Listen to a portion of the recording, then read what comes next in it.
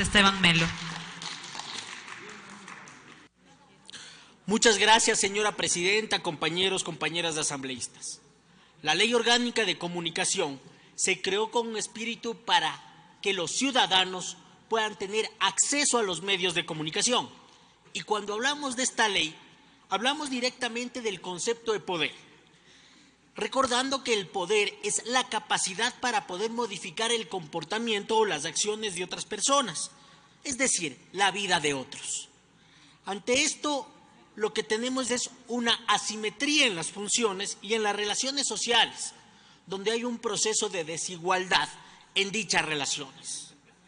Por eso es que la Asamblea Nacional tiene que regular el ámbito de los medios de comunicación para que esa asimetría no sea tal y permita al ciudadano común. Y en este sentido va a ir toda mi exposición, no hablando de los políticos ni de la gente que se encuentra en una relación o una situación de poder ante la sociedad, sino del ciudadano común, en el que el ciudadano pueda establecer una relación más par con los medios de comunicación y con la capacidad que tienen estos. La Constitución de la República establece en su artículo 84 la obligación de la Asamblea Nacional a regular el distinto ámbito normativo en función a la Constitución. Asimismo, en el artículo 76 se establece que los procesos pueden ser de carácter administrativo o judiciales. Sin embargo, en esta reforma se elimina todo el proceso administrativo. Yo me pregunto ante esta situación, ¿qué es lo que se está haciendo? El único camino que se le da a la ciudadanía para poder hacer prevalecer sus derechos es el judicial. Y este puede ser civil, penal o constitucional. Es decir, se elimina la capacidad administrativa expedita para que la gente pueda hacer prevalecer su buen nombre, sus derechos. Ante esto, ¿qué es lo que estamos haciendo? Voy a poner un ejemplo que rayaría lo absurdo y creo que es una muy buena forma de explicarlo. ¿Qué pasaría si los gobiernos autónomos descentralizados, al igual que como se pretende en esta ley, eliminarían las vías administrativas? Es decir, ante una vulneración de derechos, ante un reclamo ciudadano, simplemente lo que nos encontraríamos es que tendríamos que irnos a un eventual juicio. Eso sería un verdadero caos. Dejaría en pura declaración de los derechos constitucionales sin capacidad de aplicar. Es fundamental al señor ponente pues que lo entienda, y me gustaría que el señor ponente hubiese estado aquí en la sala, o no sé si no lo estoy viendo, pero desgraciadamente cuando se quiere aportar a la ley, bueno, pues no se escucha. ¿Se ha reflexionado cuáles serían las consecuencias de eliminar el ámbito administrativo en la Ley Orgánica de Comunicación? ¿Hasta cuánto se podría aplicar, por ejemplo, el derecho a la réplica, el derecho a la rectificación? Se tendría que ir directamente a la justicia civil, penal y constitucional. Un asambleísta acababa de decir hace un momento que siempre se puede presentar una acción de protección constitucional. En este momento, en la patria, ¿en dónde? Porque nos mandaron de vacaciones a la Constitución. Hay una vacancia constitucional. Todos los derechos constitucionales en este momento en el país no son aplicables, porque simplemente no existe Corte Constitucional. Así que ahí hay una falacia clara. El periodismo, compañeros, compañeras asambleístas, debe servir a los gobernados y no a los gobernantes. Esta premisa la manejaba el Washington Post. Esta premisa sirvió para que el Washington Post pueda mostrar los crímenes de guerra que había generado el gobierno estadounidense en Vietnam. Esta premisa sirvió para que se transparente la información. Y en ese sentido, no sirve cualquier cosa. Dentro del proyecto de ley que ahora estamos discutiendo, se elimina la palabra opinión. Y esto hace que dichas opiniones puedan decir cualquier cosa. En este momento lo que estamos haciendo y lo que tenemos es que la opinión debe ser fundamentada. El día de mañana, a través o bajo el cubrimiento de una opinión,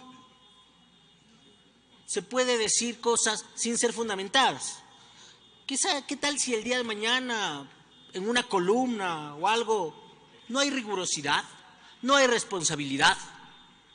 El día de mañana podrían decirles a los periodistas, a los medios de comunicación, que son asalariados.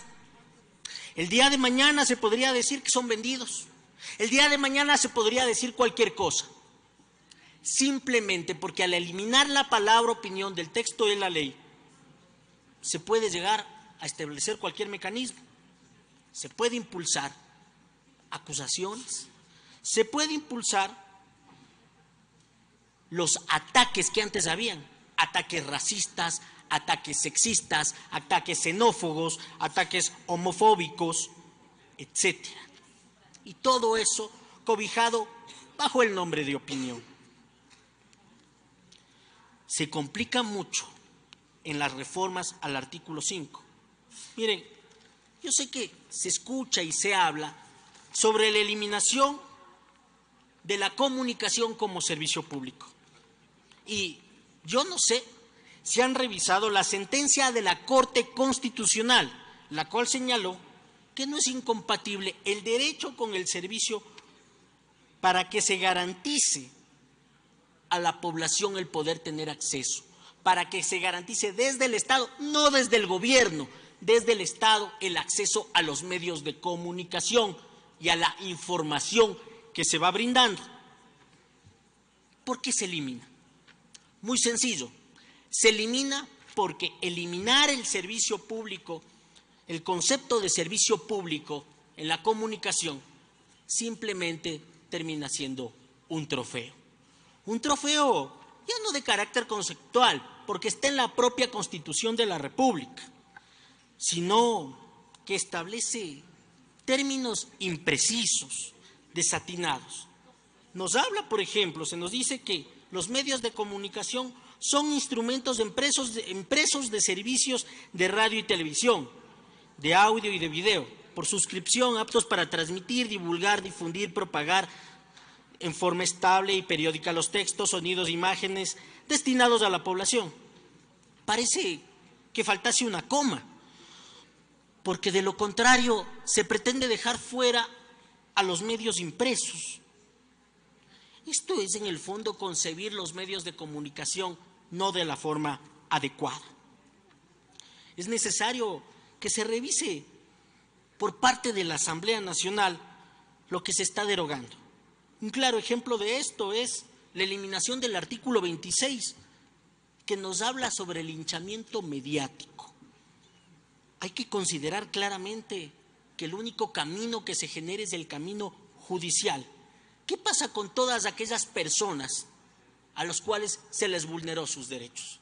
Yo escuché a un asambleísta que decía, bueno, pues hay que hacer tabla rasa, ¿ya? Y todos esos procesos y sanciones que se han generado hay que eliminarlas. ¿Qué pasa con el derecho de la persona vulnerada? ¿Qué pasa con los ciudadanos? Yo recuerdo hace bien poco que una señora en un medio de comunicación de prensa amarillista pudo defender a su hijo, el cual había fallecido. La asambleísta Marcela Guiñaga sacó varios ejemplos donde ante el fallecimiento le quedó un minuto, utilizaban prácticamente de forma burlesca estos actos. Miren, se elimina el artículo 54, el que hablaba del Consejo Consultivo de Comunicación, y de los artículos 55 y 59 de la Supercom. ¿A qué mecanismo va a poder dirigirse una persona para poder defender? Y aquí el trabajo de la Supercom no solo fue sancionador. Por ejemplo, estableció un conjunto de derechos a la información, un conjunto de acciones para el acceso a la información, como conferencias, encuentros, cines barriales. ¿Qué pasa con la plataforma 1x1? ¿Qué pasa con nuestros artistas nacionales? ¿Qué pasa con el sistema 1x1 que permitía que el 50% de lo que se ponía en parrilla sea de carácter nacional? ¿Dónde están nuestros artistas? ¿Dónde está el derecho de nuestros artistas? Asambleístas, miembros de la comisión, asambleísta, ponente, presidente de la comisión, le pido que rectifique y que reflexione sobre los ámbitos en los cuales he desarrollado mi exposición. Muchísimas gracias, señora presidenta, compañeros, compañeras asambleístas. Gracias, señora.